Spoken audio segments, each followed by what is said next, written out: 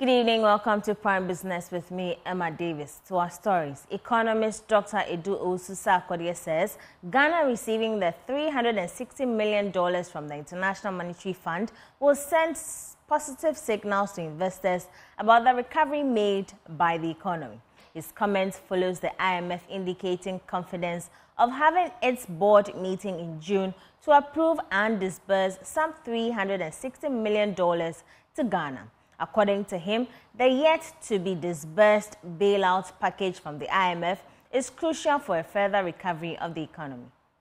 You recall when Ghana secured, even a staff-level agreement before the board approval, the speculative demand around our currency reduced. So I envisage that the speculative demand will reduce. In other words, people would not, think negative or project negatively about the cedi further falling. And so that will help us, just by the announcement will help us. And I'm sure the financial market reacts quickly to some of these pronouncements or announcements by the fund. It will also send a signal to foreign investors that Ghana is on course to restructure its debt and recover its economy, and therefore it is prudent for them to come here and do business with us. We need the investment in the country, so we are sure that investors will listen to this. They will hear these pronouncements, these announcements. They will come to the country to do business with us, and I'm sure the government of Ghana will also put in more efforts to make sure that the gains are consolidated and so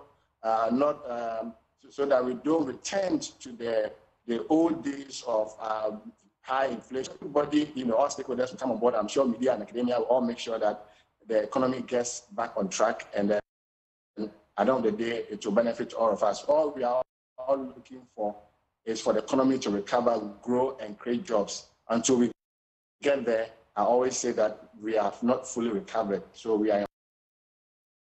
An economics lecturer at the Kwame Nkrumah University of Science and Technology, Professor Grace Asante-Nkansa, is requesting that government and judiciary work effectively to improve the financial development of the country. Professor Asante-Nkansa observes the financial structural adjustment programs and other measures are yet to have the requisite impact in the financial sector for economic growth. Her request is in line with a study she conducted on the impact of financial development on economic growth in sub-Saharan Africa. If you're looking at financial development, we've traveled far. The financial system is not bad, but we have problems with some of the legal system. The legal system. Let's say I'm a business person, and then you visit me. Maybe I do business with you. Maybe I sell goods to you on credit, and you have to pay back. You default. How well is the legal system helping me to get my money from you? Or maybe I form partnership or other thing, business with some people, and maybe it goes bad. How well is the legal system trying to resolve some of these things so that people will be encouraged to go into partnership and other things? When we go into partnership, it turns out to be different thing. But the partnership helps us to, bring together a lot of funds to, grow our businesses. And then let's look at issues like President Kufuor's time. We brought the fast track court something for business people. Where is it? Where has it ended? It was good. Because let's say I'm a foreigner and I'm coming in. I know that definitely even if I give goods to some people on credit or maybe go into some of these things, or even a bank gives money to somebody and the person defaults, big money, and then the company defaults. How are we able to recoup some of these monies for the banks? All these things are little things that are not helping us. It's not helping us for the financial development to work well, to give us the growth that we are looking at. And let's look at government. How disciplined is our government? Look at the fiscal deficit that we have. So it doesn't make the business world trust us. The bank, some time ago, the bank said they were charging higher interest because of the inflation, and the inflation is coming as a result of some of these things. So if government will be disciplined, so that we reduce some of our deficits, it will go a long way to help the business world to grow and for the financial sector to be able to support the business world, for the economy to grow. Insurance sector players are being entreated to be more innovative to improve Ghana's insurance penetration. According to Acting Managing Director for Suno Assurance Ghana Limited, Matthew Oku-Gerard in Qatar, insurance should be seamless to attract customers. He reiterated the need for investments to expand operations of the sector. He spoke to Joy Business at the Suno Assurance Annual Retail Award celebration. Suno Assurance Ghana Limited, a member of a Pan-African financial services group, held Earth Retail Awards to appreciate Earth Retail executives across the country. This is to encourage Earth executives to keep the business running. Nkata said the company is working to improve on its operations.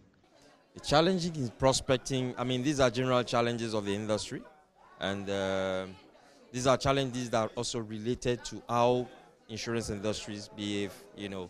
People don't believe in the words of the insurance company, meaning that if they say they are going to pay for your claims, when the time will come, are they going to really pay? So, and we have also economic challenges where companies have to now review the budget, and insurance is not the first need for a company, so they have to deal with the first need, the initial one, before they will go to the insurance company. But what we have to do facing those challenges is to work on our services, which we are constantly doing to make sure that every promise given to customers should be fulfilled. That's what we do. Mercy Otabo, who won 60,000 Ghana cedis, expressed their excitement. I think it has been 9 years since I joined Suno. First of all, I have to thank AB. AB, where are you? AB. Okay. I always mention AB's name because it's AB who brought me to, it was Equity. I was a sub-agent at a Star Assurance and also SIC. But then when I started my own as an agent, it's AB who took me to Equity. So every day that I took award, I have to mention AB's name. AB, thank you very much. 60,000 Ghana cedis. That is the money Mercy Otabo is taking home.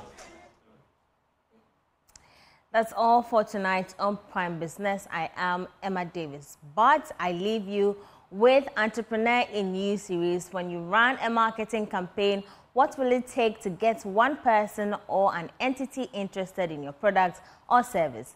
And Entrepreneur in You tonight, Dr. Maxwell Ampom breaks down how to calculate and utilize our cost per lead. Have a good evening. Hello. Everybody wants customers, but before you get customers, those have to become leads, and leads come from entirely the whole world. So the world is your canvas. Everyone is potentially your customer. So businesses have marketing strategies that are designed to get as many leads as possible, because the aim is to convert a lead into a buying customer. Now, leads are people that interact with your product. They are people that either click on your Facebook or Instagram page, people that make entries. Even the people that buy your products are actually leads. So when you have a marketing campaign, we are very cautious about how we go about it, because you need to derive as many leads as possible from the marketing campaign. Now, why is your cost per lead important? It's because resource allocation is very important for every company now, and therefore we would like to reduce our cost per lead to as little as possible, or to allocate funds to promotions or marketing campaigns that are getting you as much lead or as many leads per Ghana cedi than the alternative. So one might say, I have a product, I want to do a float. At the same time, I want to do online campaigns. At the same time, I want to do, those ones where they go around and explain to you and take a sample.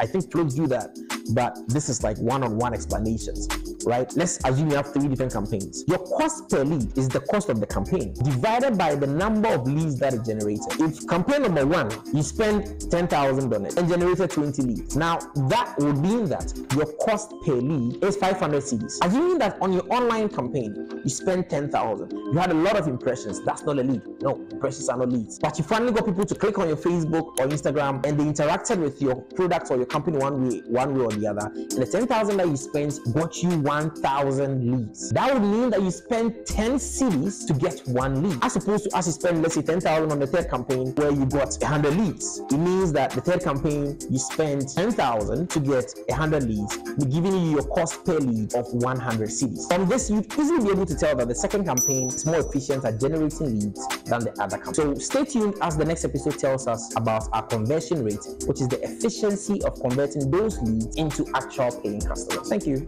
Keep well. Brought to you by Africa School of Entrepreneurship.